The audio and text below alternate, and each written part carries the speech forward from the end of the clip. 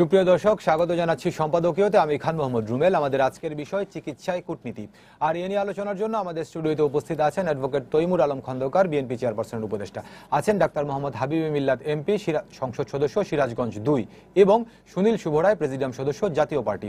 দর্শক, আপনারাও টেলিফোনে সরাসরি অংশ নিতে পারবেন। এজন্য টেলিভিশনের পর্দায় দেওয়া নম্বরে ফোন করতে হবে। এছাড়া ফেসবুক অথবা SMS এর মাধ্যমে আপনাদের মন্তব্য পাঠাতে পারেন। আলোচনা শুরুর আগে দেখে নেব এখনকার প্রধান শিরোনামগুলো। পাটকল শ্রমিকদের ধর্মঘটের শেষ দিনে ট্রেন ভাঙচুর, আগুন জ্বালিয়ে বিক্ষোভ, রেলপথ মহাসড়ক অবরোধে চরম দুর্ভোগ, দাবি না মানলে আবার কর্মসূচির হুঁশিয়ারি।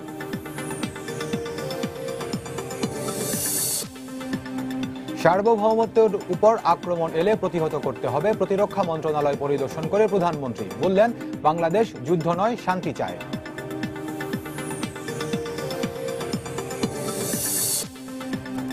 বেগম জিয়ার শারীরিক অবস্থার ব্যাপারে বিদেশি কূটনীতিকদের জানালো বিএনপি। তার শারীরিক অবস্থা ভালো জানিয়েছেন নিজেই, বললেন বঙ্গবন্ধু মেডিকেলের পরিচালক।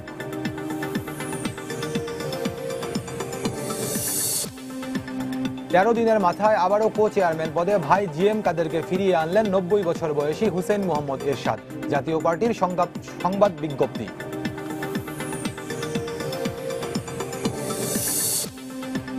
এবং পা হারানো রাসেলকে 50 লাখ টাকা না দিলে নিলামে তোলা হবে গ্রিন লাইনের বাস, বন্ধ করে দেওয়া হবে চলাচল, জানালেন আদালত।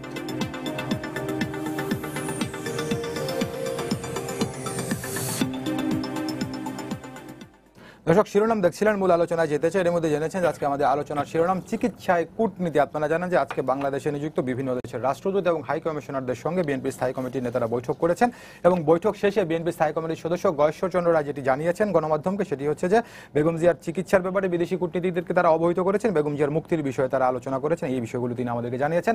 তো এই বিষয়টি নিয়ে আমরা আজকে আলোচনা করবো। এছাড়া এখন থেকে কিছুক্ষণ আগে যে নতুন খবরটি আমাদের কাছে এসেছে সেটি হচ্ছে জাতীয় পার্টির চেয়ারম্যান পদে জিএম কাদেরকে আবারও ফিরিয়ে আনা হয়েছে। এ ব্যাপারে একটি সংবাদ বিজ্ঞপ্তি গণমাধ্যমের কাছে পাঠানো হয়েছে জাতীয় পার্টির পক্ষ থেকে। তো এইসব বিষয় নিয়ে আজকে আমরা আলোচনা করব।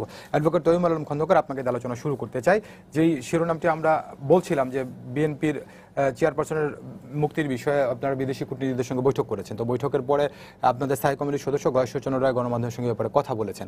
তো এর আগে আমরা দেখেছিলাম যে আপনারা এরকম বিএনপি চেয়ারপারসনের মুক্তির ব্যাপারে বা বিএনপি চেয়ারপারসন যখন জেলে যান নির্বাচনের আগে বিভিন্ন বিষয়ে আপনার বিদেশি কূটনীতিকদের সঙ্গে আলাপ করেছেন, এই বিষয়গুলো অবহিত করেছেন। তো বেগম জিয়া আদালতের মাধ্যমেই তিনি এখন জেলে। তো হয় তাকে আদালতের মাধ্যমে আপনারা মুক্ত করবেন, আর না হলে আপনারা বলছেন যে আন্দোলনের মাধ্যমে করবেন। আন্দোলনে যদি সুফল না আসে কিংবা আদালত যদি সুফল না পান, তাহলে আপনারা জনগণের কাছে যেতে পারেন।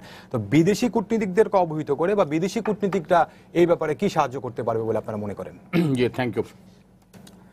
এই বেগম জিয়ার চিকিৎসাটা নিয়েই এখন তো ঘরে ঘরে চায়ের দোকানে সব জায়গাটা আলোচনা হচ্ছে। আপনার এই আলোচনাটা দিয়ে আমাদের একটা সুযোগ করে দিলেন, জন্য ধন্যবাদ। বিষয়টা হলো যে বেগম জিয়ার রাজনীতিরা নিয়ে কূটনীতিকের সাথে আলোচনা হয়েছে। এটা একটা গ্লোবাল স্টেট।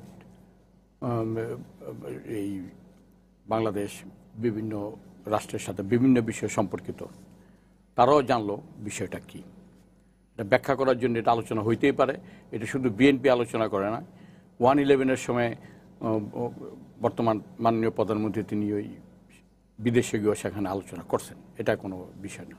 বিষয়টি হলো এই চিকিৎসাটা নিয়ে যে এখন তো শুরু হয়েছে যে একটা নোংরামি, রাজনৈতিক নোংরামি, এবং এটাকে যা বলতে পারি যে পলিটিক্যাল ক্রাইম। যারা পলিটিক্যাল দার্শনিক তাদের মত যে রেফারেন্স দিয়ে যদি কথা বলি, যেমন ধরেন এই যে দেশে আগুন লাগতেছে, প্রতিদিনই আগুন লাগতেছে, এটা কি প্রাকৃতিক কোনো গজব, না কোনো সাবোটেজ, না সরকারের ব্যর্থতা বা অন্য কিছু? সেটা যেটাই হোক, আগুনটা তো এটা আমাদের সবার জন্য বিপদ। খোদা না করুক যেখানে আগুন লাগে সেখানে তো মানুষ, আগুন তো আর বিএনপি আওয়ামী লীগ চিনবে না, জাতীয় পার্টি চিনবে না, আগুন সবার জন্যই ক্ষতিকর। সে অবস্থায় দেখেন একটা শিশু বাচ্চাকে দিয়ে প্রথম তাকে 5,000 টাকা, $5,000 একটা পুরস্কার ঘোষণা করা হলো, এবং তাকে দিয়ে মিডিয়াতে বলানো হলো যে খালদা যে আমি এই টাকা নিব না, এতিমখানায় দিব। এতিমখানায় কেন দিবা? যেহেতু খালদা যায় টাকাটা, এতিমের টাকা চুরি করছে। এটা বলানো হচ্ছে, এটা কি কোনো রাজনৈতিক দল বলেছে তাকে? এটা তো একটা অনুষ্ঠানে বলানো হয়েছে। অনুষ্ঠানে সেখানে আপনার রাজনৈতিক কথাটা বলি, এটাও তো আইসিটি একটা পড়ে। তারপরে পরক্ষণেই বলা হলো যে আবার আরেকজনের সাক্ষাৎকার নিল যে আমি এটা বলি নাই, আমাকে বলানো হয়েছে। এখন দেশে যে এই বিষয়টা কালচারটা চলতেছে, এই কালচারটা বন্ধ করার জন্য সরকারের কিন্তু একটা দায়িত্ব আছে। দেশনেত্রী খালেদা জিয়া বিরোধী দলের নেত্রী বা এক সময় প্রধানমন্ত্রী ছিলেন, বা এখন তিনি আমরা যেটা বলি তিনি রাজনৈতিক প্রতিহিংসার শিকার, কিন্তু তাকে তো ব্যক্তিগতভাবে হেয় প্রতিপন্ন করার কোনো সুযোগ সরকার কাউকে করে দেবে এটা তো দেশবাসী মেনে নিতে পারে না একটা স্বাধীন দেশ। আইসিতে একটা মামলা, তাহলে আপনারা যদি মনে করেন বিএনপির পক্ষ থেকে কি মামলা করা যায় না? কথাটা শেষ করতে দেন। তারপরে বিষয়টি হলো যে বঙ্গবন্ধু হাসপাতালে তার চিকিৎসা হচ্ছে, তিনি বলছেন যে আমি তার চয়েস হলো অ্যাপোলো বা ইউনাইটেড হাসপাতাল, যেটা থেকে তিনি আগে পরে চিকিৎসা নিচ্ছেন। মানে একজন স্বনামধন্য ডাক্তার সাহেব আছেন। একজন রোগীর কিন্তু এটা বেসিক রাইট, তার চাহিদা অনুযায়ী তার চিকিৎসা পাওয়া, চাহিদা অনুযায়ী তার সেবাটা সে গ্রহণ করা। এখানে বলবেন সরকারি পক্ষ থেকে বলা হবে যে বঙ্গবন্ধু মেডিকেল কলেজে সাফিসিয়েন্ট, যদি হয় তা আমরা তো এও দেখছি যে পাশাপাশি সরকারি দলের লোককে সিঙ্গাপুরে নেওয়া হয়েছে উন্নত চিকিৎসার জন্য। আল্লাহ তাকে ভালো করুক, তার জন্য আমি দোয়া করি, একসাথে তার সাথে আমি জেল খাটছি। কিন্তু কথাটা হলো যে সুযোগটা তো সবার জন্য সমান হইতে হবে, রাষ্ট্রীয় সুযোগ, রাষ্ট্রীয় খরচের ব্যাপার, রাষ্ট্রীয় ট্রাস্ট থেকে এটা করা হবে। আরেকটা বিষয় দেখেন যে এখন তো এই সব জায়গায় রাজনীতি, এই ডাক্তার সাহেবরা কিন্তু রাজনীতির ঊর্ধ্বে না, তাদের অ্যাপয়েন্টমেন্ট আগে তো, এখন তো ওসি, ইউনিভার্সিটির ভাইস চ্যান্সেলর, ইউনিভার্সিটির প্রফেসর এবং সব অ্যাপয়েন্টমেন্ট কিন্তু এখন পলিটিক্যাল অ্যাপয়েন্টমেন্ট হয়। এবং সরকারি হাসপাতালে যা দেখবেন ঢাকাতে সব পলিটিক্যাল অ্যাপয়েন্টমেন্ট, এবং যারা ওই ইয়ের মধ্যে তো থাকে, ডাক্তারদের মধ্যেও তো যে সংগঠন থাকে, সেই সংগঠনের যারা সরকারি দলে তারাই কিন্তু এখন পিজি হাসপাতালের নেতৃত্বে আছে, এটা আমরা মোটামুটি জানি। সেখানে তিনি তো একটা রাজনৈতিক কারণেও একটা রোগীর মনের মধ্যে একটা সন্দেহ হইতে পারে যে আমি তার থেকে প্রপার ট্রিটমেন্টটা পাবো না। এবং এটাও আমরা কনফার্ম করতে পারি, আমরা নিশ্চয়ই একটা বিশ্বাস নিয়ে বলি যে এই যে পিজি হাসপাতাল, বঙ্গবন্ধু হাসপাতাল থেকে বলা হচ্ছে যে ডাক্তার বলছে যে তিনি ভালো আছেন, হ্যাঁ, এটা তো আমরা মনে করি এটা সে পলিটিক্যালি কথাটা বলতেছে। আচ্ছা, পলিটিক্যালি কথা বলতেছে তো যে খালেদা জিয়াকে এটা ডিসপ্রুভ করাবার জন্য যে তিনি অসুস্থ না। তো একটা লোকের রাজনীতি নিয়ে তো রাজনীতি হইতে পারে, কিন্তু একটা নেত্রীর বা একটা নেতার এই অসুস্থতা নিয়ে যদি রাজনীতি হয় তো সেটা তো খুব একটা দুঃখজনক। আপনারা বলছেন যে বেগম জিয়ার অসুস্থতা নিয়ে রাজনীতি হচ্ছে। অবশ্যই আরেকটা বিষয় আমি আপনার বলি, জেনারেল কনসেপশন কি বলে, ধরেন তিনি দেশের প্রধানমন্ত্রী ছিলেন না বা তিনি রাজনীতি করেন না, দেশের আইন যেটা বলে আইন জামিন সংক্রান্ত যে আইন, সেই আইনে স্পষ্ট বলা আছে আন্ডার সেকশন 497 অফ সিআরপিসিতে ক্লিয়ারলি বলা আছে যে যদি সেটা ফাঁসির আসামিও হয়, যাবজ্জীবন আসামিও হয়, তবে সেক্ষেত্রে যদি মহিলা হয়, বয়স্ক হয় এবং শিশু হয়, তাকে এই কোর্ট জামিন দিবে, তার জামিন পাওয়ার তার অধিকার আছে। সেই অবস্থায়ও আপনি দেখেন যে তিনি একটা মামলা সাজা নিয়ে ঢুকলেন, পরবর্তী সময়ে ওনার জামিন হওয়ার পর পরবর্তী মামলায় এসে হাজির হয়, জামিন হওয়ার পর পরবর্তী মামলায় এসে হাজির হয়। সাধারণ কনসেপশন কথাটা কি বলে, সাধারণ যে কমন সেন্স কি বলে, তার একটা কুমিল্লাতে একটা মামলা আছে, সেই মামলা জজ সাহেব জামিন দেবে না, ভালো কথা, এটা তার ডিসক্রিপশনারি পাওয়ার, ধরে নিলাম সে তার এই পাওয়ারটা সে তার ইচ্ছা মর্জি মোতাবেক সে ই করতে পারে। ডিসক্রিপশনারি পাওয়ারও কিন্তু কোনো লোক সে তার মর্জি মাফিক করতে পারে না, সে তাকে অবশ্যই রিজনেবল হইতে হবে। কিন্তু সে জামিন দেবে না, জামিন না দিলে আমরা অন্য রাস্তায় যাব, অন্য আদালতে যাব, কিন্তু সেটা তিনি শুনানিও করবেন না, শুনানির ডেট দিবেন 2 মাস পর 3 মাস পর। এটা কি একটা নিরপেক্ষ বিচার ব্যবস্থার নমুনা? এটা তো নিরপেক্ষ বিচার ব্যবস্থা। এই জামিনের বিষয়টা আপনার কাছে আমি একটু আসবে, এটা নিয়ে হচ্ছে একটা নোংরা রাজনীতি এবং পলিটিক্যাল ক্রাইম। হাবিব মিল্লাত এমপি তমিমুল হক খন্দকার যেটি বলছেন যে বেগম জিয়ার চিকিৎসা নিয়ে সরকার রাজনীতি করছে, এই জায়গাটা আপনি কি বলবেন? ধন্যবাদ আপনাকে, ধন্যবাদ দর্শকদেরও। তমিন আলম ভাই একজন শ্রদ্ধেয় ব্যক্তিত্ব আসলে নারায়ণগঞ্জে সত্যিকার অর্থে যদি বিএনপি রাজনীতি বুঝি আমি তমিন আলম ভাইকেই বুঝি এবং সবসময় তাকে শ্রদ্ধা করি, যদিও উনি দল থেকে তেমন মূল্যায়িত হন নাই অনেকবারই এবং অনেকবার তাকে নির্বাচনের আগে থেকে সরে যেতে হয়েছে। যাই হোক, তারপরে তিনি দলের একনিষ্ঠ নেতা, এই জন্যই তাকে আমরা সম্মান করি। এই যে বেগম খালেদা জিয়ার সম্বন্ধে যে কথাগুলো বলা হচ্ছে, যে পলিটিক্যাল ক্রাইম কিংবা নোংরামি এই স্বাস্থ্য নিয়ে হচ্ছে, আমরা জানি যে গত কিছুদিন ধরে প্রথমে যে আপনারা দেখলেন উনি জেলে যাওয়ার পরে 5 জন ডাক্তারকে পাঠানো হলো, কিন্তু তিনি ডাক্তারদের পছন্দ করলেন না, যদিও তাদের স্ব ক্ষেত্রে তারা স্বনামধন্য। তারপর তিনি নিজের পছন্দের ডাক্তার দিয়ে বঙ্গবন্ধু মেডিকেল ইউনিভার্সিটিতে এসে চিকিৎসা নিলেন এবং গতকালকেও যে বা গত পরশু যে তিনি চিকিৎসা নিয়েছেন সেটি কিন্তু তার পছন্দের 2 জন ডাক্তার নিয়ে। এবং ডাক্তারি পরীক্ষার ফলাফলও আমরা সংবাদপত্রে দেখেছি যে তিনি আর্থ্রাইটিসের পুরনো প্রবলেম, সেটা অনেক বছর হলেই আছে, ডায়াবেটিস আছে, বয়স 73-74 বছর বয়স, স্বাভাবিকভাবেই এই রোগগুলো, বার্ধক্যজনিত রোগগুলো তার থাকবে, এটাই স্বাভাবিক। আর একজন মানুষ যখন অপরাধী হয়ে জেলে থাকেন তার মনটা স্বাভাবিকভাবেই ভালো থাকবে না, এটা অস্বীকার করার কোনো কারণ নেই। এখন কথা হচ্ছে উনি বলেছেন রাজনীতি করা হচ্ছে, রাজনীতি কোথায় আসলে এটা বুঝতে হবে। সেটা হচ্ছে কি কারণে উনি জেলে গেছেন সেটা তো আমাদের অবশ্যই বিশ্লেষণ করতে হবে। আমরা দেখেন 1/11-এর সময়ে কিন্তু মাননীয় প্রধানমন্ত্রী জননেত্রী শেখ হাসিনা, বেগম খালেদা জিয়া সহ অনেকে জেলে নেওয়া হয়েছিল, কিন্তু তাদের কিন্তু অপরাধ প্রমাণিত হয়নি, তাদেরকে জেলে নেওয়া হয়েছিল মামলা করে, মামলার কারণে তাদেরকে জেলে নেওয়া হয়েছিল। এবং পরবর্তীকালে তারা যতদিন পর্যন্ত সাব জেলে ছিলেন, আমি মাননীয় প্রধানমন্ত্রী জননেত্রী শেখ হাসিনার কনিষ্ঠতম ব্যক্তিগত চিকিৎসক ছিলাম সেই সময়টিতে, এবং তিনি আমার আন্ডারে স্কয়ার হাসপাতালে ভর্তি হয়েছিলেন, অনেকদিন থেকেছেন।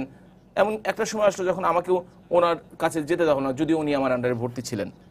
তো সেইখানে কিন্তু প্রমাণিত না হওয়ার জন্য তাদেরকে অ্যারেস্ট করা হয়েছিল বা তাদেরকে ধরে রাখা হয়েছিল। কিন্তু এইখানে বগুড়ায় একজন একটা টাকা এসছে, টাকাটা অ্যাকাউন্টে নেই, এতিমখানাও হয়নি, প্রমাণিত যে এতিমের টাকা না মেরে নেওয়ার জন্যই এই তার 5 বছরের জেল হয়েছে, পরবর্তীতে 10 বছরের জেল হয়েছে। তো এটার মধ্যে আমি আসলে পলিটিক্যাল ক্রাইম দেখি না। আপনারা বলছেন যে বেসিক রাইট, অবশ্যই সবারই একটা ব্যক্তিগত ইউনিভার্সাল হেলথ কভারেজ নিয়ে যে কথাগুলো হচ্ছে, সকলেরই একটা অধিকার আছে, কিন্তু যিনি বাইরে থাকেন আর যিনি জেলে থাকেন তাদের জন্য সমান হলেও কোডগুলো আলাদা। কোডের ক্ষেত্রে এখানে বিএনপি থেকে যে বিষয়টি বলা হয় যে কারাবিধিতে রয়েছে যে কোনো দণ্ডিত ব্যক্তিও চাইলেও তার নিজের পছন্দ মতো হাসপাতালে চিকিৎসা নিতে পারবেন। বিএনপির যিনি আইনমন্ত্রী ছিলেন, বিএনপি স্থায়ী কমিটির সদস্য বেশ মওদুদ আহমেদ, তিনি এই কথাটি বিভিন্ন সময় গণমাধ্যমে বলেন। কিন্তু কোথাও কি আপনারা দেখেছেন যে এই কথাটা হচ্ছে যে তার একজন মাদকাসক্ত, মাদকের যিনি বড় ব্যবসায়ী, প্রচুর টাকা, তিনি চাইলে কি তার মতো ইচ্ছা মতো 5 স্টার হোটেলের মতো স্কয়ার ইউনাইটেড হসপিটালে যে চিকিৎসা নিতে পারবে? এটা কি আইন? এটা কখনো আইন নয়। বেগম খালেদা বিভিন্ন মাদকের কথা বলছেন, তো মাদকের মামলা না, মাদকের শুধু কথা বলি না, আমি একটা জাস্ট উদাহরণ দিলাম। ওনার যে চিকিৎসাটি দরকার, আমরা বলছিলাম একজন মাদক ব্যবসায়ী দিয়ে আমি উদাহরণ দিচ্ছি আপনাকে, যে আমিন হুদা, যিনি ইয়াবা আমিন নামে পরিচিত, 79 বছরের জেল হয়েছে তার, তিনি দীর্ঘ সময় প্রায় সময় এসে বারডেম হাসপাতালে চিকিৎসা নেন। আপনি দেখেন বারডেম হসপিটাল কিনা বঙ্গবন্ধু শেখ মুজিব মেডিকেল বিশ্ববিদ্যালয় কিন্তু বেসরকারি হসপিটাল নয়, এটা কিন্তু প্রাইভেট হসপিটাল না। এনারা কিন্তু সেই হসপিটালটিতে যান যেটির সাথে সরাসরি সরকারের সম্পৃক্ত থাকে। বঙ্গবন্ধু মেডিকেল ইউনিভার্সিটি কিন্তু সরাসরি সরকারি নয়, এটাও স্বায়ত্তশাসিত, বারডেমও স্বায়ত্তশাসিত। সুতরাং তারা কিন্তু ওই প্রাইভেট হসপিটালে যাননি। কিন্তু বেগম খালেদা জিয়ার ফার্স্ট চয়েস হচ্ছে ইউনাইটেড হসপিটাল, যেটি একটি পিওর প্রাইভেট হসপিটাল। সেইখানটিতে যদি আপনি বলেন যে আপনি যদি বলেন তাকে সেখানে নিতে হবে, না, কোনো কারণ নাই। কারণ আমরা যদি চিকিৎসা দিতে ব্যর্থ হই বঙ্গবন্ধু মেডিকেল ইউনিভার্সিটি, তখন তাকে অন্য কোথাও নেওয়ার হতেই পারে, এবং মানবিক কারণে তিনি আসতেই পারেন।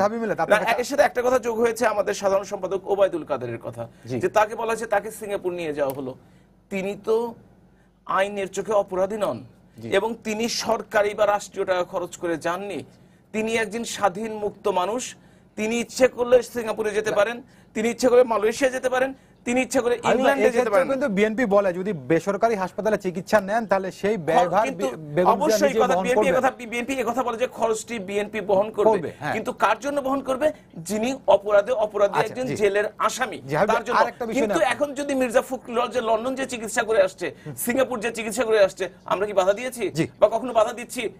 আমিন খসরু আজকে তিনি লন্ডনে বসে আছেন, তাকে কেউ বাধা দিয়েছে চিকিৎসা করার জন্য? জামিন প্রসঙ্গে তাদের তো কোনো অপরাধ করে প্রমাণিত হয়নি, এবং অপরাধের জন্য তাদের জেল হয়নি। খন্দকার বেগম জিয়ার জামিনের বিষয়ে বলছিলেন যে সরকার একটি বেগম জিয়া জামিন হলে আরো কটি মামলাতে তাকে সৌনারেশ দেখানো হয়। আমি যদি আপনাকে বলি যে কুমিল্লার যে নাশকতার মামলাটি, বেগম জিয়া সহ 52 জন আসামি এই মামলাতে, বেগম জিয়া ছাড়া বাকি 51 জন এই মামলাতে জামিনে আছেন, বেগম জিয়া একমাত্র এই মামলাতে জামিনে। আমি একটা কথা বলি, এছাড়া অন্য মামলাতে জামিন হলো, আপনার মনে আছে কিনা আমি জানি না, 2015 সনের নির্বাচনের 2014 সনের নির্বাচন হলো ঠিক একটি বছর পরে বেগম খালেদা জিয়া তার ওই অফিসের মধ্যে দাঁড়িয়ে একটা গাড়ির উপর দাঁড়িয়ে তিনি আপনাদের প্ররোচনায় ঘোষণা করলেন যে অবরোধ শুরু করলাম আজকে থেকে অনির্দিষ্টকালের জন্য, এবং তার জন্য শত শত মানুষ পুড়ে মারা গেল। ওই একটি ঘোষণার জন্য হাজার হাজার মানুষ পঙ্গুত্ব বরণ করলো, হাজার হাজার কোটি টাকা ধ্বংস হয়ে গেল, দেশের শিক্ষা ব্যবস্থা ধ্বংস হলো, অর্থনীতি ধ্বংস হলো, গাছ কাটা, রাস্তা অবরোধ একটার পর একটা চলতে থাকলো। হুকুমের আসামি হচ্ছে সবচেয়ে বড় আসামি, যারা হুকুম নিয়ে কাজ করে তারাও অপরাধী, কিন্তু হুকুমের আসামি যিনি হুকুম দেন এবং প্রকাশ্য দিবালোকে সমস্ত মিডিয়ার সামনে হুকুম দিয়েছেন, এবং দুঃখজনকভাবে আজকে পর্যন্ত সেই অবরোধটি তিনি তুলে নেননি। যিনি অপরাধ করেছেন, অবশ্যই কোন নেতা নেত্রী যদি হুকুম দিয়ে থাকে এবং সেটা যদি প্রমাণিত হয়ে থাকে, তিনিই তো প্রধান আসামি হবেন, এবং তার জন্যই তো তখন বিএনপির গুলশান কার্যালয়ে বালি ট্রাক দিয়ে অবরুদ্ধ ছিলেন বেগম জিয়া। আমি তো এইটাই বিএনপির কথা বলি যে মাত্র 2টা বালির ট্রাক, বিএনপির নাকি লক্ষ লক্ষ কোটি কোটি নেতা কর্মী, এই 2টা বালির ট্রাকটি একটু ঠেলা দিয়ে সরিয়ে দিয়ে পারলো না? কোন দল? এই বিএনপি পুলিশ পাহারা ছিল, 200-এর বেশি পুলিশ ছিল না ওইখানে, আমরা দেখেছি তার মধ্যে 60-70 জন মহিলা পুলিশ। এই 200 পুলিশকে ভয় পায় বিএনপি, তাহলে সে রাজনীতি করবে কিভাবে? রামকৃষ্ণ মিশন করুক, সেভাবে তারা যাক, তারা ভালো থাকবে, রাজনীতির মাঠে আসলে তাদের কোনো জায়গা নাই। যারা 200 পুলিশ কিংবা 200 বালির ট্রাক নিয়ে এই 3 বছর পরের কথা বলে, আর বালির ট্রাক তো সরে গেছে, যে 1500 নেই, আজকে 19 জন, তাদের অবস্থান কোথায়? এই প্রসঙ্গে নির্বাচনে আসবে কি আসবে না, নির্বাচনে ইশতেহার দিবে কি দিবে না, না এগুলো কথাগুলো বলতে হবে, প্রশ্ন করে তো শেষ করে দেওয়া যাবে না। তাদের কোনো সামাজিক আন্দোলন নাই, কোনো রাজনৈতিক আন্দোলন নাই, তারা রাজপথে নাই। ওই যে মানুষ পোড়ানোর যে দীর্ঘশ্বাস, মানুষ যে অভিশাপ দিয়েছে, এই অভিশাপে বিএনপি আর জীবনে কোনদিন রাস্তায় দাঁড়াতে পারবে না। জি, ধন্যবাদ আপনাকে। সুনীল সুবর, আপনার কাছে আসি, সেই আমাদের আরেকটি শিরোনাম ছিল যে আপনাদের কো চেয়ারম্যান হিসেবে আবার নতুন করে ফিরেছেন জিএম কাদের। তো আমরা দেখি এরকম বিভিন্ন সময় জাতীয় পার্টিতে আসলে পদকে কখন পাচ্ছেন আর কে কখন হারাচ্ছেন, সেটি সকাল বিকাল গণমাধ্যমে নতুন নতুন সংবাদ বিজ্ঞপ্তি আপনার কাছে আসে। আজকের যেই প্রক্রিয়াটি হলো, এরপর পরে আমরা আপনাদের মহাসচিব মশিউর রহমান রাঙার সঙ্গে কথা বলেছিলাম। তিনি যেটি বলেছেন আমাদেরকে, আমি যদি তাকে উদ্ধৃত করি, তিনি বলেছেন যে এটি হচ্ছে রুটিন ওয়ার্ক। এরপরে তিনি বলেছেন কেউ যদি ভুল করেন তাহলে মহাসচিব চেয়ারম্যান হয়তো তার বিরুদ্ধে ব্যবস্থা নেন, আবার পরবর্তীতে তাকে আবার পুনরায় বহাল করেন। তাহলে এই ক্ষেত্রে যদি আমরা ধরি, জিএম কাদের আসলে কি ভুল করেছিলেন এবং সেই ভুল কিভাবে সংশোধন হলো যে আবার কো চেয়ারম্যান পদে ফিরলেন? ধন্যবাদ। বিষয়টি তো এইটাইকে আপনারা প্রাধান্য দেবেন এটা তো বুঝিনি, তবে এই বিষয়ে আমি অন্য এই বিষয়ে আমি কথা বলেছি, এবং কথাটা যখন ওনাকে পদ থেকে বহিষ্কার নয়, একটি পদ দুই তিনটি পদে ছিলেন, পদ পরিবর্তন, হ্যাঁ, পদ 2টি পদের একটি পদ থেকে সরিয়ে, একটা দলীয় পদ থেকে সরিয়ে দেওয়া হয়েছে, আর একটি পদ তার রয়ে গেছে ছিল, অর্থাৎ প্রেসিডিয়াম সদস্য পদটা ওনার ছিল, উনি কিন্তু বহিষ্কৃত না। আর সংসদের উপনেতার পদ থেকে ওনাকে সরিয়ে দেওয়া হয়েছে। এই ঘটনা যখন ঘটেছে তখনও কিন্তু আমি মিডিয়ার মুখোমুখি হয়েছি, সেখানেও আমি এই কথাটা উল্লেখ করলাম এই জন্য যে আমার বলা কথা আবার বলতে হচ্ছে আর কি। সাধারণত এটা আমি করতে চাই না, অন্য মিডিয়াও বললে আর একটা মিডিয়ায় গিয়ে আমি একই কথা বলাটাকে আমি সমীচীন মনে করি না। তবুও প্রসঙ্গক্রমে আমার বলতে হচ্ছে যে তখনও বলছিলাম যে এটা সাংগঠনিক প্রক্রিয়ার একটা অংশ। এখন আমাদের সংগঠন যেভাবে চলবে, আরেকজনের সংগঠন সেভাবে চলবে, এটা একই গণ্ডির মধ্যে চলবে সেটা নয়। আপনার সংসার কিভাবে বা ওনার সংসার কিভাবে চালাবো, আমার সংসার আমি কিভাবে চালাবো, আমাদের নিজস্ব কতগুলো পলিসি আছে, যেমন আপনাদের মিডিয়ারও আছে। আপনার এই মিডিয়ার যে পলিসি আর একটা মিডিয়ার পলিসি সেটা নাও হতে পারে। সেই জন্য আমার সাংগঠনিক প্রক্রিয়া আমার কেমন হবে সেটা আপনার পছন্দ না হতে পারে, কিন্তু এটি আমাদের সাংগঠনিক প্রক্রিয়ার মধ্যে পড়ে, যেটা কখনো যদি আমাদের পার্টিতে চেয়ারম্যানই সর্বেসর্বা, আমাদের গঠনতন্ত্র চেয়ারম্যানকে সেই ক্ষমতা দিয়ে রেখেছে, আমাদের কাউন্সিল চেয়ারম্যানকে সেই ক্ষমতা দিয়ে রেখেছেন। এখন উনি মনে করেছেন যে এই এতটা দিন চলে গেছে, ওনার বক্তব্যের মধ্যে যেটুকু আছে আমি কিন্তু সেইটুকুই বলতে পারবো, তার বাইরে আমি ব্যাখ্যা দিতে পারবো না, যেহেতু দুজনেই মানে একজন চেয়ারম্যান আমার পার্টির সর্বেসর্বা, আর একজন কো চেয়ারম্যান উনি পরবর্তীতে তৃতীয় অবস্থানে ওনার অবস্থান, আমি তার অনেক নিচে। সুতরাং আমার ঊর্ধ্বের বিষয়গুলো, আমার উপরে যারা আছেন তাদের নিয়ে আমি কোনো মন্তব্য করতে পারবো না। যে ঘটনাগুলো ঘটেছে, যা বলা হয়েছে সেটুকু শুধু বলতে পারবো। সেখানে যখন ওই পদ থেকে সরিয়ে দেওয়া হয়েছে, সেখানে বলা হয়েছিল যে এই পার্টির করতে মানে সাংগঠনিক কার্যক্রমে তার কিছু ব্যর্থতা আছে। আবার একটা কথা ছিল যে দলের মধ্যে একটা বিভেদ আছে, এই বিভেদ সৃষ্টি করেছেন। সেই অজুহাতটা, সেই কারণে ওনাকে ওই পদ থেকে অব্যাহতি দিয়েছিলেন। এটা ছিল পূর্বের কথা, এগুলো আমার তৈরি করা কথা না, আমার মন্তব্য নয়, এটা পার্টির চেয়ারম্যান যা বলেছিলেন আমি সেই কথাটাই শুধু আপনাকে উদ্ধৃত করলাম। এখন তার পরবর্তীতে চেয়ারম্যানের হয়তো মানে আপনার যিনি দেখেছেন বা যিনি কো চেয়ারম্যান ছিলেন, এবং তিনি হয়তো প্রমাণ করতে বা তাকে চেয়ারম্যানকে আশ্বস্ত করতে সক্ষম হয়েছেন যে আমার হয়তো কিছু ব্যর্থতা থাকতে পারে, আমি সেটাকে কাটিয়ে উঠে ভবিষ্যতের দিকে, ভবিষ্যতের পার্টিকে আমি আরও মনোযোগী হব, বা আমি সংগঠনের যতটুকু আমার ভুল ছিল, যা ব্যর্থতা ছিল, সেটা আমি কাটিয়ে উঠতে পারবো। এইটা যখন চেয়ারম্যানকে নিশ্চিত করতে পারছেন, চেয়ারম্যান হয়তো তার কথাটা বিবেচনা করেছেন। এছাড়া ওনাকে তো আগেও একবার বহিষ্কারও করা হয়েছিল, হ্যাঁ বহিষ্কার করা হয়েছিল, আবার ওনাকে ফিরিয়ে নেওয়া হয়েছে। এরকম ঘটনা আরও আছে যে বহিষ্কার করেছেন, আবার তাকে ফিরিয়ে নিয়েছেন। এটা আমাদের সাংগঠনিক প্রক্রিয়ারই একটা অংশ। এখানে বহিষ্কার আছে, তিরস্কার আছে, পুরস্কার আছে, পদোন্নতি আছে, পুরস্কার, এই যে যখন যতটুকু যা প্রয়োজন তাকে সেটা দিয়ে, এবং উনি ওনাকে ফিরিয়ে আনছেন। কর্মীরা, ওনারও সমর্থক আছে, আমরা যারা অধস্তন আছি, আমরা এই সব বহিষ্কার তিরস্কার এটা আমরা প্রত্যাশা করি না। ফিরে আসছেন, জি আমরা খুশি। ধন্যবাদ আপনাকে। জি দর্শক, আপনার পরিচয় দিয়ে প্রশ্ন করুন। জি আসসালামু আলাইকুম। জি ওয়ালাইকুম আসসালাম। জি আমি মোহাম্মদ শরীফুল ইসলাম খান, আমি লালবাগ ঢাকা থেকে বলছি। জি বলুন। আমার প্রশ্ন হচ্ছে যে খালেদা জিয়া একজন রাষ্ট্রের গুরুত্বপূর্ণ ব্যক্তি, কিন্তু প্রধানমন্ত্রী, খুব সাধারণ একটা বিষয় যে ইউনাইটেড হাসপাতাল চিকিৎসা নিতে চাচ্ছে, এই বিষয়টা নিয়ে এইভাবে অবহেলা, অবজ্ঞা বা কথা বলা দুর্ভাগ্যজনক জাতির জন্য। জি এটা তো আপনার মন্তব্য হলো, প্রশ্ন বুঝলাম না আমরা। জি ধন্যবাদ আপনাকে। তাকে কেন দেওয়া হচ্ছে না চিকিৎসা নিতে, আপত্তি কোথায়? জি জি ধন্যবাদ আপনাকে, বোঝা গেল। তমিনুল খন্দকার, এর আগে ডক্টর হাবিবুল্লাহ যেটি বলছিলেন যে ওই যে আপনাদের বিএনপি চেয়ারপারসন যখন অবরুদ্ধ ছিলেন, 200-র মতো পুলিশ ছিল আর 2টি বালির ট্রাক ছিল, সেগুলোই আপনারা অবরোধ করতে পারেনি, ভয় পাচ্ছেন। আপনারা বলছেন যে গত এই কয়েক বছরে কোনো বড় ধরনের কোনো আন্দোলনও বিএনপির পক্ষ থেকে দেখা যায়নি। জি, ডক্টর হাবিবুল্লাহ সাহেব কিন্তু সুবিধাজনক জায়গা থেকে কথা বলেন। উনি ক্ষমতায় আছেন, ক্ষমতার শীর্ষ অবস্থানে আছেন। ওনাদের কথায় পুলিশ, প্রশাসন, আইন কানুন সব উঠা বসা করে। আবহাওয়ার অনুকূলে আছেন, তিনি অনেক কথা বলতে পারবেন। বাংলাদেশের প্রেক্ষাপটে আবহাওয়ার প্রতিকূলে থেকে রাজনীতি করলে কি অবস্থা হয় সেটা আপনারা দেখছেন। সেটা হলো কি যে এই সরকারের রোশানল থেকে, এবং এই যে এখন তো রাজনীতি করে এই প্রশাসন, পুলিশ, সরকারি আমলারা, তাদের হাত থেকে কিন্তু রাস্তার ফকিরও বাদ যায় নাই, মইরা গেছে এমন লোকও বাদ যায় নাই, যারা হজে আছে, বিদেশে আছে, তারা কিন্তু বাদ যায় নাই ওই মামলা আসামের থেকে।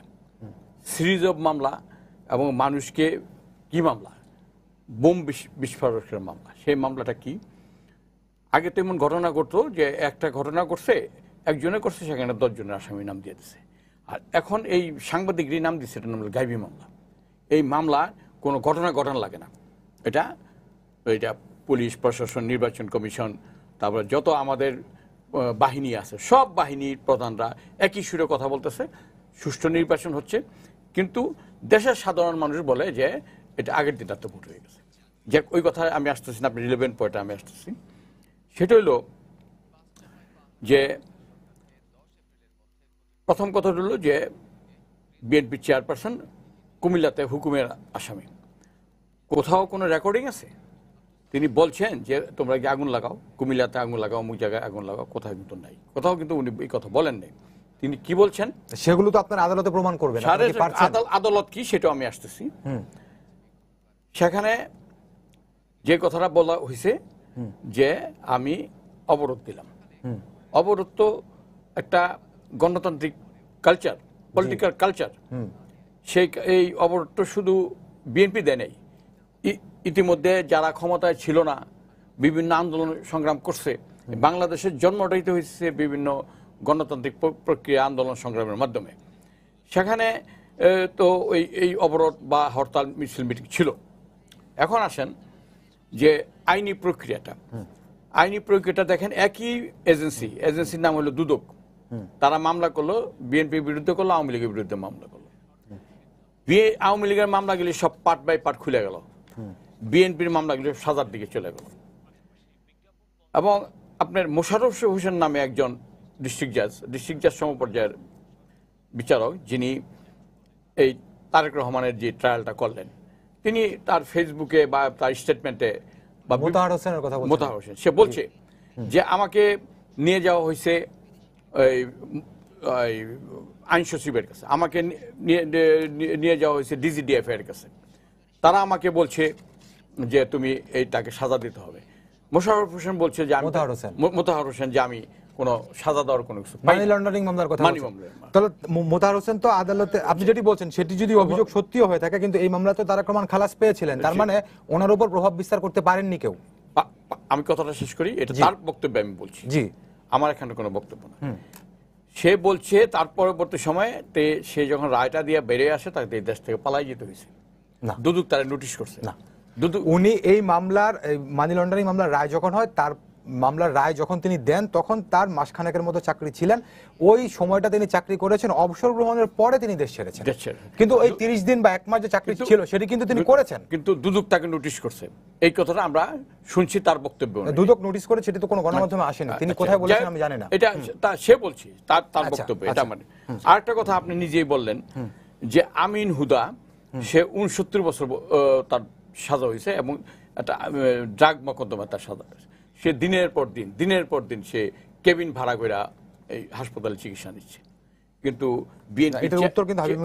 বিএনপি চেয়ারপারসনের বেলায় কিন্তু না, উত্তরটা তিনি তার মতো করে দিচ্ছেন, কিন্তু এটা আমাদের মনপুত হয় না। আরেকটা বিষয় হলো যে তিনি যে কথাটা বলতে চাইছেন যে বিএনপির উপরে অভিশাপ আসছে। অভিশাপটা কি? যে বিএনপি মানুষকে জ্বালায় পড়ছে। যে এরপরে যে এই 2014 থেকে আওয়ামী লীগ ক্ষমতায় আসার পর এই যে শত শত মানুষ ক্রস ফায়ারে মরল, ধান খেতে লাশ পাওয়া গেল, মানুষ অপহরণ হইলো, মানুষ গুম হইলো, রাস্তায় পারে লাশ পাওয়া গেল, এই অভিশাপটা কার উপরে যাবে? আরেকটা বিষয় হলো যে নূরে আলম সিদ্দিকী, যে ওই যারা স্বাধীনতা আন্দোলনের সময়, যাদের মহান স্বাধীনতা আন্দোলনে যাদের যথেষ্ট ভূমিকা আছে, তারা আওয়ামী লীগেরই নেতা, মূল নেতা ওই সময় ছিল।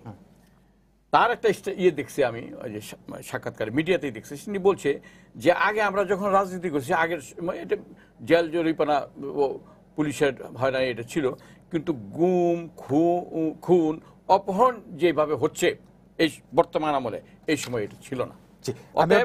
আপনাকে বলতে হবে, এটাকে বিবেচনায় নিতে হবে যে অবস্থা যখন দেশের প্রশাসনিক ব্যবস্থা, দেশের অন্যদের কাছে যেতে হবে, আমি একটু সংক্ষেপে আপনাকে জানতে চাই, আপনি বলছেন যে পরিস্থিতি প্রতিকূল, হ্যাঁ, আপনি বলছেন যে আন্দোলনের জন্য পরিস্থিতি প্রতিকূল, অনুকূলে না, তো আন্দোলন অনুকূল পরিবেশ সরকার কি তৈরি করে দেবে আপনাদেরকে? সেটি মনে করে বিএনপি? আমরা তার পয়সা নাই।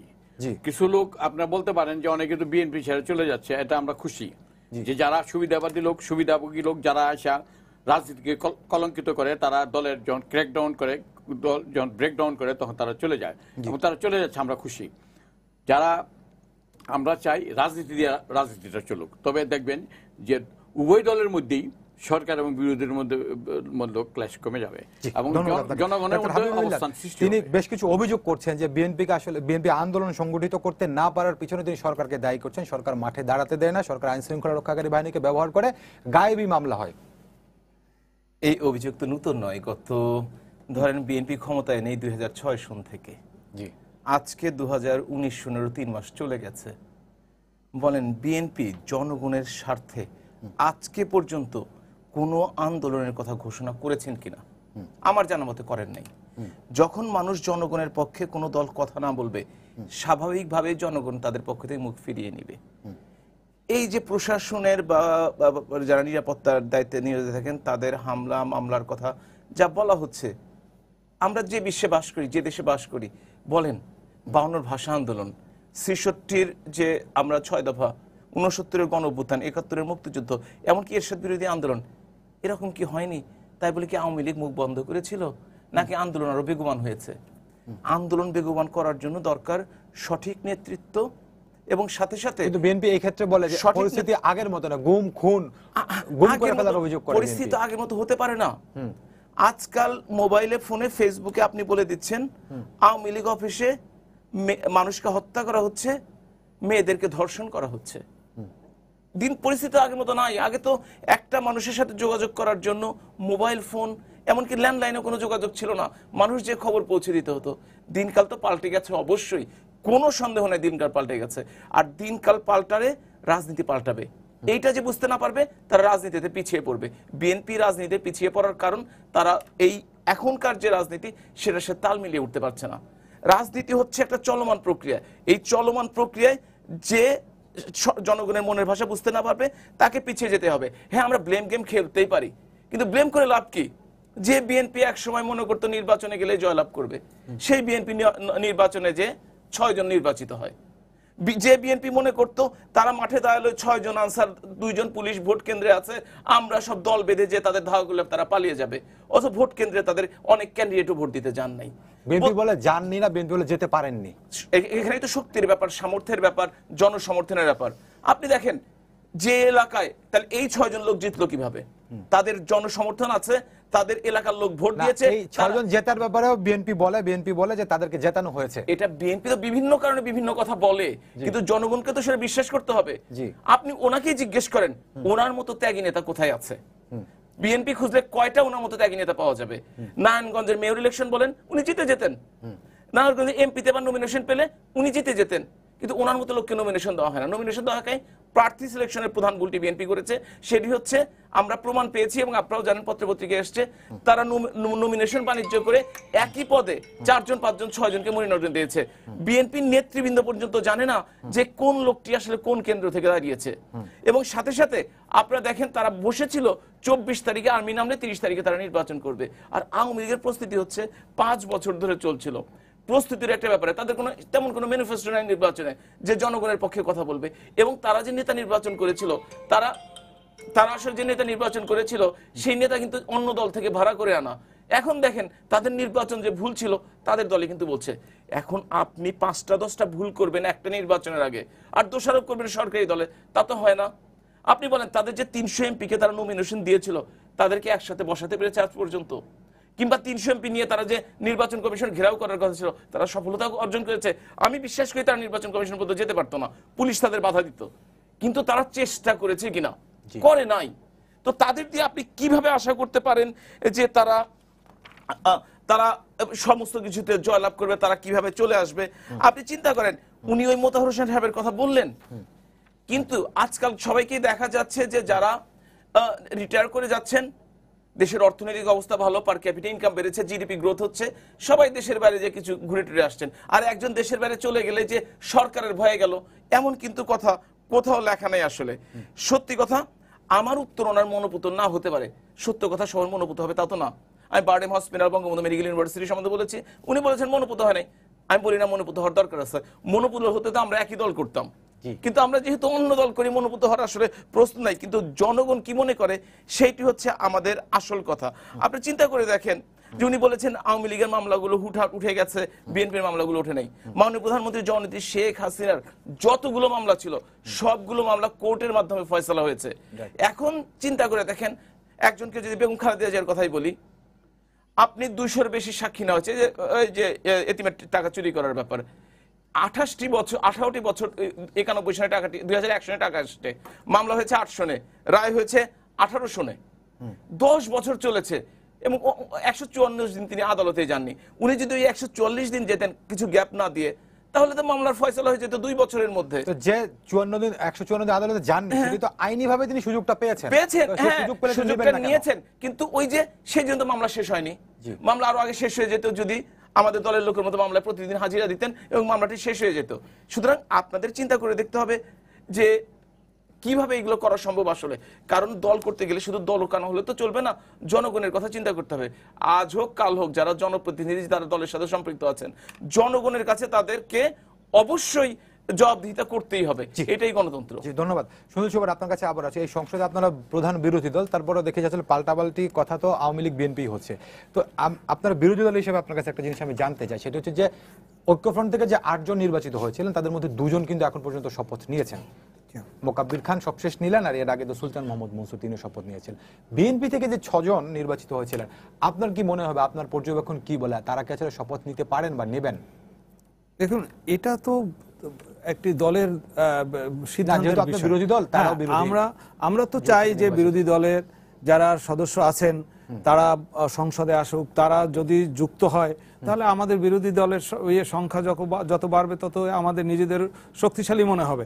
আমরা তো চাইবো যে বিরোধী দল থেকে যারা যারা আছেন সবাই সংসদে আসুক, যেমন 2 জন বেড়েছে তারাও, আর বাকি যে কয়জন আছেন তারাও যদি সংসদে আসেন তাহলে আমাদের অবস্থানটা আরো সুদৃঢ় হবে, এটাই আমরা মনে করি।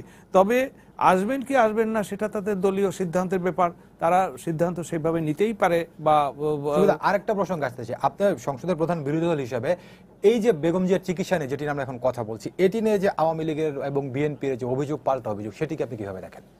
হ্যাঁ, অভিযোগ পাল্টা অভিযোগ তো আমার আজকে আমরা যেখানে যে 3 জন আলোচক বসেছি তাদের মধ্যে বিজ্ঞ আলোচক 2 জন আলোচনা করছেন।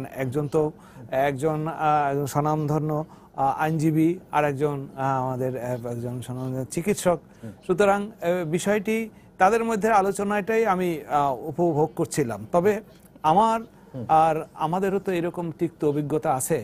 আমার নেতা পল্লীবন্ধু হোসেন মোহাম্মদ এরশাদ এভাবে জেলে ছিলেন, তিনিও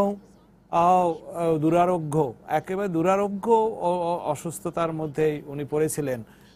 ওনার বিলোরবিন জন্ডিস, না 18 নয়, 18 তো হলে ইয়েতে ছিল, 29-এ চলে গেছিল, যেটা অলৌকিক ব্যাপার যে এই অবস্থান থেকে উনি ফিরে আসতে পারবেন।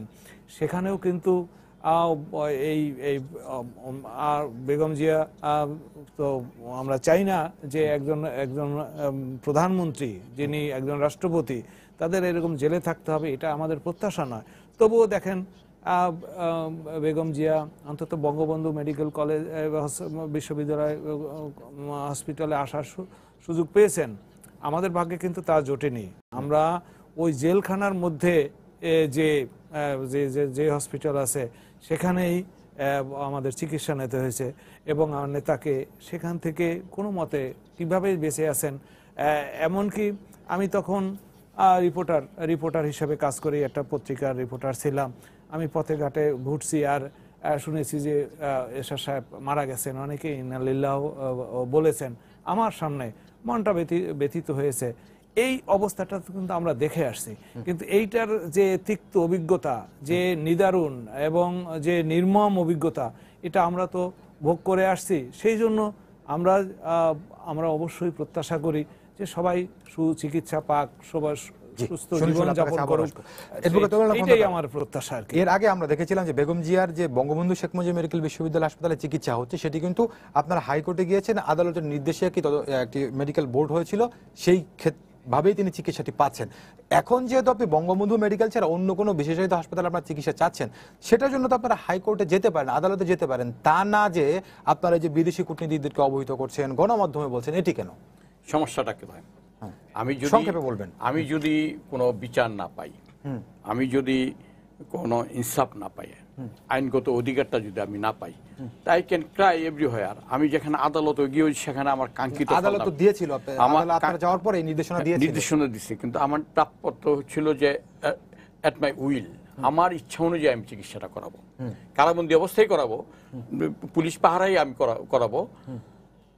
আমি তো বলি নাই যে আমি যে অসুস্থতার তো একটা গ্রাউন্ড ক্যাবিনেট থাকি, কিন্তু এখন যেটা আমাদের বক্তব্য হলো যে তাকে তো প্রপার চিকিৎসাটা দিতে হবে, not within the confinement of the আপনারা কি বলছেন আদালতের নির্দেশনা বাস্তবায়ন হচ্ছে না, সরকার করছে না? আমাদের প্রেয়ারটা কি? প্রেয়ারটাতে ফ্রম দ্য ভেরি বিগিনিং যে treatment should be taken from the United or Apollo, not within the government oriented organisation. এটি তো বক্তব্য, কিন্তু এটি তো আসলে চিকিৎসকরা নির্ধারণ করবেন। বেগম জিয়া এই মেডিকেল বোর্ড না না একজন মানুষ কতটুকু অসুস্থ না সেটা তো আপনি আমি বলতে পারবো না, চিকিৎসক বলতে পারবেন। চিকিৎসকটা কে? আদালতের নির্দেশনাটা দিয়েছিল যে বেগম জিয়ার পছন্দের চিকিৎসক না, হ্যাঁ বেগম জিয়ার দুজন পছন্দশীল চিকিৎসক তো ছিল সে 5 সদস্যের মেডিকেল বোর্ডে। তাকে ওখানে নিতে অসুবিধাটা কি? সরকার এত এত এত টেনশনে থাকবে কেন একটা অসুস্থ ব্যাপার নিয়ে? সরকার তো এত টেনশনে থাকা উচিত না। এটা তো সাধারণ পারসেপশনটা কি, সাধারণ কনসেপশনটা কি? আজকে সবাই জামিন পাচ্ছে, তিনি জামিন পাচ্ছেন না। কুমিল্লাতে তার যে মামলাটা হচ্ছে সে জজ তাকে জামিন দিবে না। না এই কথাটা এর আগে আপনি বলেছেন, অন্য একটা প্রসঙ্গে আপনার কাছে আসতে চাই। আমি একটা কথা আপনাদের দলের জি এই কথাটা বলেছেন মিলাদ ভাইয়ের একটা কথা বলি যে এই বলা হয়েছে যে আমাদের শক্তি নেই, ওনারা মুখ বন্ধ ছিল না। আমরা ওনারা যখন ক্ষমতায় ছিল না তাদের মুখ বন্ধ ছিল না, এটি স্বাভাবিক। রাজনীতি করবে, মুখ বন্ধ থাকবে কেন? আমাদেরও কিন্তু মুখ বন্ধ নাই, আমরা কিন্তু কথা বলে যাচ্ছি। কিন্তু শক্তি প্রয়োগের ব্যাপার তিনি যদি মনে করেন যে লাঠিবাজি করতে হবে, স্বাধীনতা আন্দোলনের মধ্যে বন্দুক নিয়ে নামতে হবে, এবং তেনারা যেটা আমাদের আগুন সন্ত্রাস বলেন এটা ওনাদের ভাষায়, সেই অনুযায়ী তাদের উপরে আগুন সন্ত্রাস করতে হবে, সেটা হইলে যদি এটা ওনারা মনে করেন তো সেই হিসাবে আমরা তো ব্যাকফুটেজে আসি। কিন্তু আন্দোলন সংগ্রামে আমাদের বক্তব্য এবং আমাদের নীতিতে আমাদের কথাতে কিন্তু আমরা অন্য একটা প্রসঙ্গ আসছে। আপনাদের দলের মহাসচিব মির্জা ফখরুল ইসলাম আলমগীর তিনি বলেছেন যে গণমাধ্যমগুলো বিএনপির খবরাখবর যথেষ্ট কভারেজ দেয় না, ইলেকট্রনিক মিডিয়া, প্রিন্ট মিডিয়া, এই কথাটা মির্জা ফখরুল ইসলাম আলমগীর বলেছেন। কিন্তু আমরা দেখি আপনাদের দলের সিনিয়র যুগ্ম মহাসচিব রুহুল কবির রিজভী তিনি পল্টন অফিসে বসে যখনই যে কোনো ধরনের বক্তৃতা বিবৃতি, যে কোনো ধরনের সংবাদ সম্মেলন করেন, সঙ্গে সঙ্গে গণমাধ্যম হাজির হয়ে সেটি ফলাও করে প্রচার করে, সকল গণমাধ্যম, ইলেকট্রনিক, প্রিন্ট। এই জায়গাটা, এই অভিযোগটা আপনারা কেন করছেন? এখন তো আমার ভাই সুনীল রায়ের কথায় চলে যেতে হয় জি, যে তিনি দলের মহাসচিব, তাকে সাপোর্ট করে বক্তব্য রাখাটাই আমার এখানে দরকার। তবে আমি মনে করি মিডিয়া বিএনপিকে কাভারেজ যতটুকু দেয় আরো দেওয়া দরকার, আরো দেওয়া দরকার। আরো দেওয়া দরকার। কিভাবে দেবে? আপনাদের কোনো কর্মসূচি আছে যেটি মিডিয়া কভার অনেক করেনি? কর্মসূচি আছে, আজকেও না অনুযায়ী কর্মসূচি হয়েছে, আগামীকালও হবে। এরকম জেলা জুড়ে তো সবগুলো পুলিশ বাড়ির চোটে গিয়ে শুধু তুলে দিবে করবে, একবার অ্যারেস্ট করে 3টা মামলার মধ্যে ঢুকাই দিবে, সেই পরিস্থিতি বিবেচনা করে তো আমাদের কাজ করতে হয়। 7 তারিখে ওই সুপ্রিম কোর্টে খালেদা জিয়া মুক্তি আইনজীবী আন্দোলনের পক্ষ থেকে অনশন আছে, সেখানেও আমরা আশা করি যে মিডিয়া দিবে, দেয় তো। জি ডক্টর হাবিব মিল্লাত, সেটা হচ্ছে তথ্যমন্ত্রী বলেছেন যে কোনো কোনো ক্ষেত্রে বিএনপি আওয়ামী লীগের থেকেও বেশি কাভারেজ পায়। আসলেই কি তাই? এটা কিন্তু বাংলাদেশের একটা নিয়ম। আমাদের যখনই কেউ বিরোধী দলে থাকে তাদের প্রতি একটা সিম্পাথি থাকে এবং লোকজন আসলে সত্যিকার অর্থে তাদের কথা চিন্তা করে তাদেরকে কাভারেজ দেয়।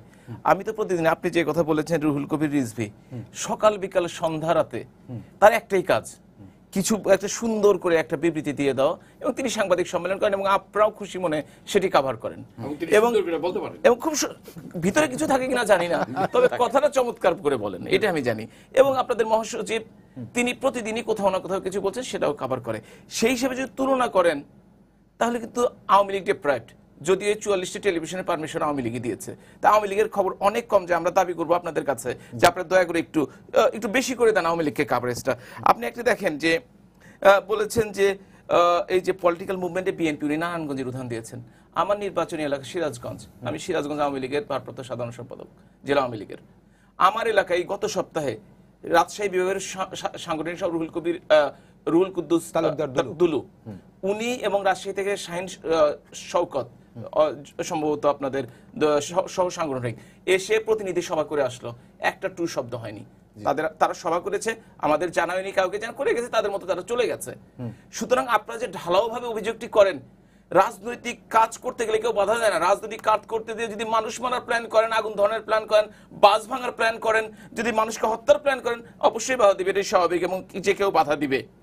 আপনি একটা মওদুদ আহমেদের একটা কথা বলেছিলেন যে মওদুদ আহমেদ বলেছিলেন যে আইনে আছে, যে কারাবিধিতে আছে যে একজন অপরাধী চাইলে যে কোনো জায়গায় চিকিৎসা নিতে পারেন।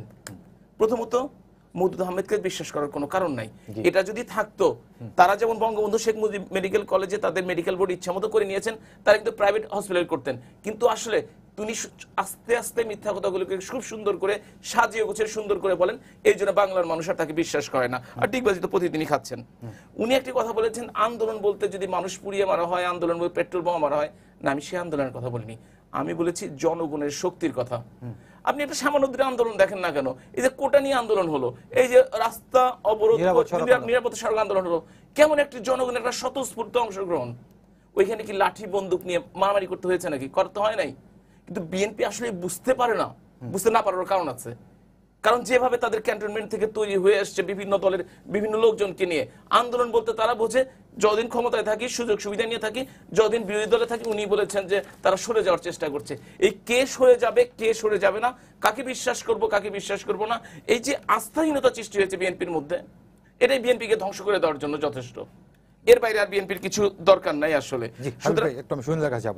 সুতরাং আমি বলতে চাই যে জনগণের শক্তি যার পক্ষে সেই টিকে থাকবে যতক্ষণ পর্যন্ত জনগণ সমর্থন দিবে। জি, সুনীল সুবর আপনার কাছে আসি, সেটি হচ্ছে যে আওয়ামী লীগ বিএনপির এই যে পাল্টাপাল্টি অভিযোগ, পাল্টা অভিযোগ, এর প্রেক্ষিতে আপনারা বিরোধী দল, কিন্তু পাবলিক কনসেপ্টে বিএনপিকে এখন বলা হচ্ছে মাঠের বিরোধী দল।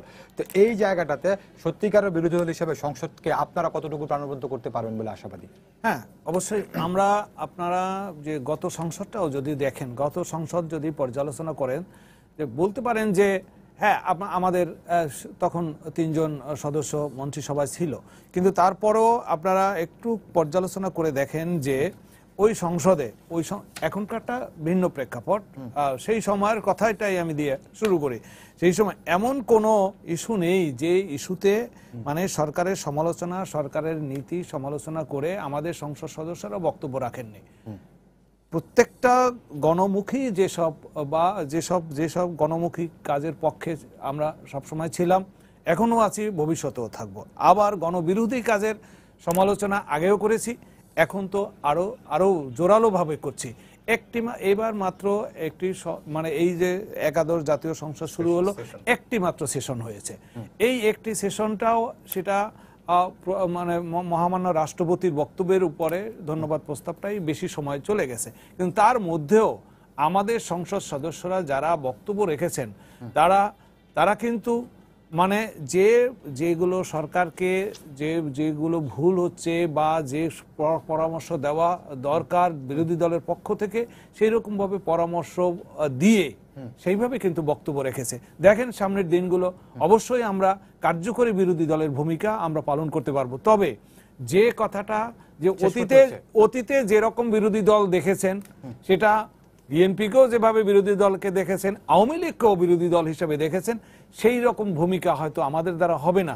কারণ আমরা ইতিবাচক ভূমিকা আমরা সেটাই প্রত্যাশা করি।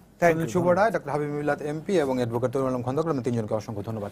সবাইকে ধন্যবাদ জানিয়ে শেষ করছি আজকের সম্পাদকীয়। আগামীকাল আবারও দেখা হবে রাত 10টায়। দেখার আমন্ত্রণ রইল। শুভরাত্রি।